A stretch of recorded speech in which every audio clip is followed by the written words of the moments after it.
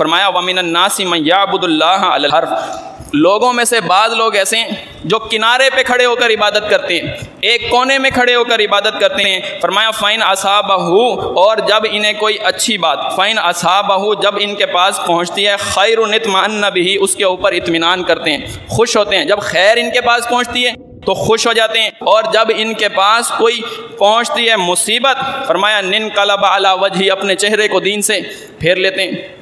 یعنی جو بات انہیں اچھی لگتی ہے اس میں تو دین پہ چلتے ہیں، جو بات انہیں اچھی نہیں لگتی، جو بات ان کے لیے تکلیف دہ ہوتی ہے، معاشرے کے اندر چند باتیں سننے کو ملتی ہیں، کچھ ملامت ملتی ہے، کیا کرتے ہیں؟ اپنا چہرہ اس دین سے پھیر لیتے ہیں۔ لوگوں میں سے بعض لوگ ایسے ہیں جو کونے پر کھڑے ہو کر، کنارے پہ کھڑے ہو کر اطاعت کرتے ہیں، عبادت کرتے ہیں۔ ایسے لوگوں کے بارے میں فرمایا خاسر الدنیا والآخرہ، دنیا آخرت کا خسارہ ان کے لیے۔ یہ کون ہے؟